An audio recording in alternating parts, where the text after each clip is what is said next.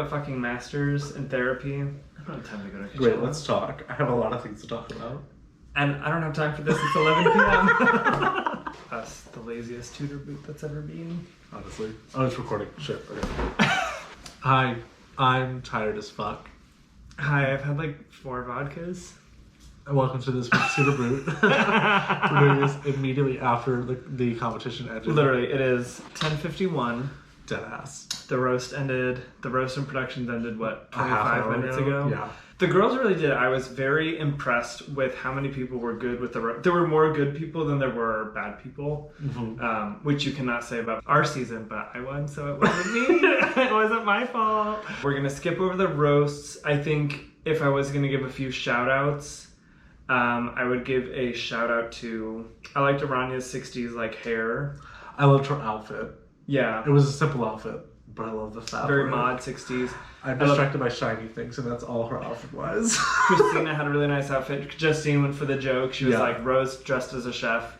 So there were for sure a couple standouts, I think, within the roast challenge. Yeah, for sure. Yeah. But the main event tonight is our production. Ooh. And first up we had Aranya, who did superhero, but like video game superhero almost. Yeah, she had her leotard with the one leg. It was the Black Widow Aranya kind of like theme that she's been pushing. Yeah, it served its purpose for the number. I wasn't wowed by the outfit, but it worked in the context of the number. Yes, she needed something she could move in. She needed something that looked like a classic superhero, spandex, boots and something comfortable. So I'll give this a 2. I'll give this a 2. Next, we had China Washington, who started with this sequin gown that tore away. Shocker was a tear. But it was this beautiful, it was kind of like a rainbow sequin. Like there were multiple colors on pretty. It. It was like one arm and it had this like buckle thing on it. That was cool. But the gown was nice. If I had to be picky, my only complaint was that it wasn't long enough. Yeah. Yeah, it wasn't long enough. Yeah. But it was obviously meant for the reveal part, which was a simple leotard, but super effective, especially with the number that she was executing. Yeah. And she wore her classic black China hair, not black China, as relevant to the Kardashians, but China wears hair that is black often. Both looks are 2. 2, yes. So next up we have Victoria motherfucking Cage doing Mortal Kombat inspired lip sync to her bottom 2 lip syncs. Which I think is a really clever concept. It was super creative. I'm a huge Mortal Kombat fan, so I liked it, and I always thought about how to do like a Sonya character that was really good. And as far as the outfit is concerned, I liked it. I liked it. She even had her Sonya's like energy rings on her wrist, the pink.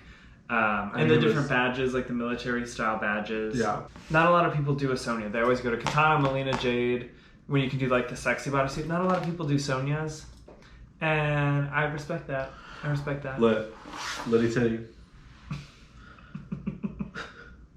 It was a 2. Not Liddy titty? Liddy titty mama. Victoria is a 2. And we are sad to see her go. I mean, and the audience lived. Yeah.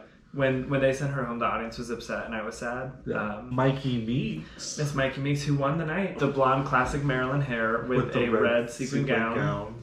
There's something about Marilyn Monroe that always translates so timelessly into drag. Yeah.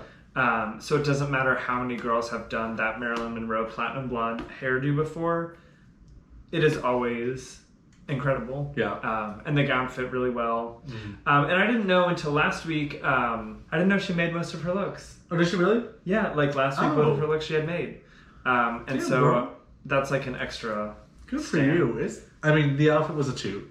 Yeah, classic, beautiful, simple, red sequin gown and platinum blonde hair. You really can't go wrong. And it worked. It worked. And she won. Next up, we have Christina Embers Taylor. Yes. With her Princess Peach. And both looks for me were I mean, if I'm getting nitpicky, under the stage lights, you could see through the sheer pink fabric and you could see the hoop skirt, which really isn't that big of a deal. But that, like, if I had a complaint, that was it. Yeah.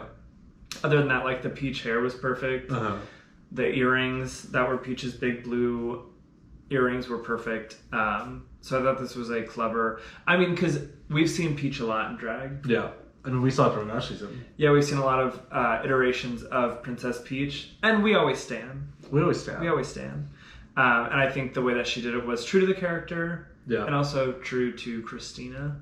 So the two. Next up, we have Justine B. Knight. I don't know if I'm uncultured, but I have not seen this specific Beyonce performance. Coachella.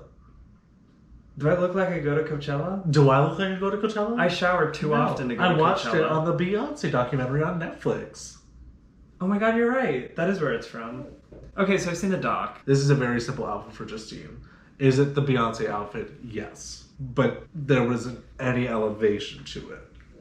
Yeah, it didn't take you to a higher plane of existence. Right. It didn't take you to Nirvana. It is a toot.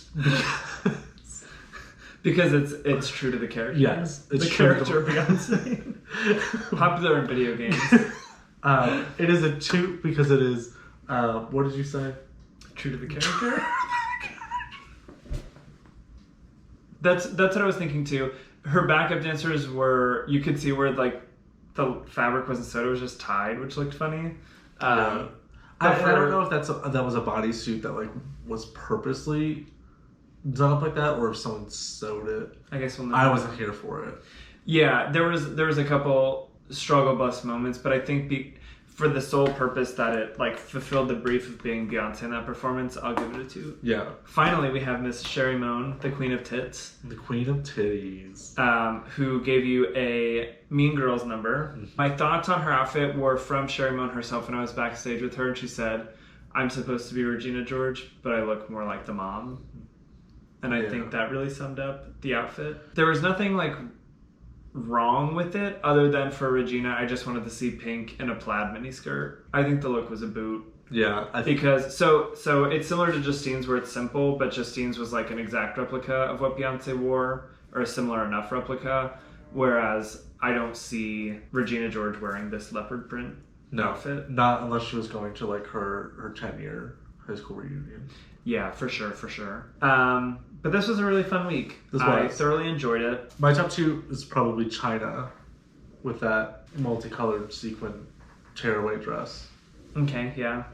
I think Mikey Meeks was it for me, that classic Marilyn moment. That's a you moment. Yeah. It's just such like an iconic drag. She's so idolized within drag, I think, culture and looks that we have to stand. Yeah. 2 weeks from now. Yes. Next week you have off for Mother's Day. Go hang out with your mom or whatever. And in 2 weeks, we'll be back with the duet makeover. So it's kind of a 2-for-1. They have to make over someone that they're getting assigned this week and do a number with them. So we'll see how that goes. And they can't do their makeup until they were in the club. Evening gown moment. Evening gown moment. Which is when we want to see the jewelry, the stoning. It better hit the floor. It better hit the floor. Or brush the very tips of your toes. You better have nails. You better have jewelry.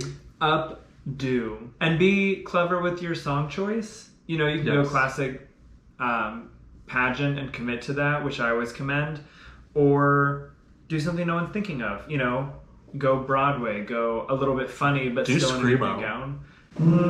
But do something that like makes sense with your evening gown and the character that you would like to convey. It needs to be show-stopping. Yeah. That's the last night we have until the finale. Yeah. Good luck to the girls. Good luck, Brick and Nail. If you need rhinestones or jewelry, feel free to reach out to me for or Chris Mystery for Mystery Productions. I do my live on Tuesdays, so that's when we do my nail jewelry. Yes, find yourself some jewelry. And we'll see you in a couple weeks. That was a great timing. I just finished ripping all my nails off.